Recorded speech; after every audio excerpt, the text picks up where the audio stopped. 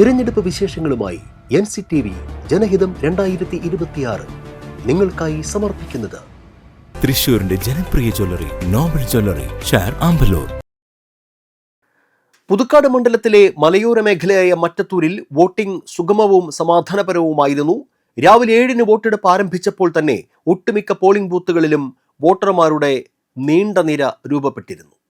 വോട്ടെടുപ്പ് തുടങ്ങാൻ ചില പോളിംഗ് കേന്ദ്രങ്ങളിൽ താമസം നേരിട്ടെങ്കിലും 7:30-യോടെ പ്രശ്നങ്ങൾ പരിഹരിച്ച് സുഗമമായ വോട്ടെടുപ്പ് നടന്നു. കോടാലി GLP സ്കൂളിലെ പോളിംഗ് ബൂത്തിൽ അരമണിക്കൂറോളം വൈകിയാണ് വോട്ടിംഗ് ആരംഭിച്ചത്.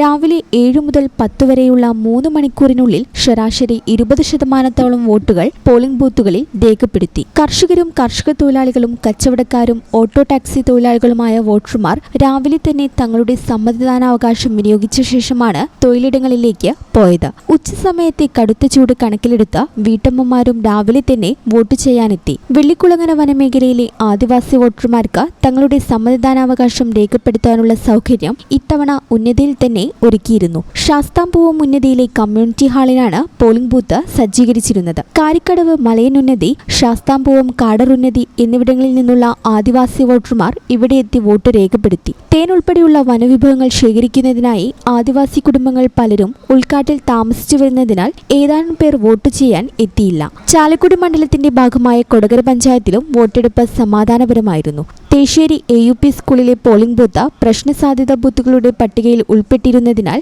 സായുധ പോലീസിന്റെ സുരക്ഷയിലാണ് ഇവിടെ വോട്ടെടുപ്പ് നടന്നത്. ഉച്ചവരെ പല ബൂത്തുകളിലും മന്ദഗതിയിലായിരുന്നു പോളിംഗ്. ഉച്ച കഴിഞ്ഞതോടെ കേന്ദ്രങ്ങളിൽ വോട്ടർമാർ കൂട്ടത്തോടെ എത്തി വോട്ട് രേഖപ്പെടുത്തി. കനത്ത ചൂട് മൂലം ഉച്ചസമയത്ത് പോളിംഗ് സ്റ്റേഷനുകളിൽ തിരക്ക് കുറവായിരുന്നു.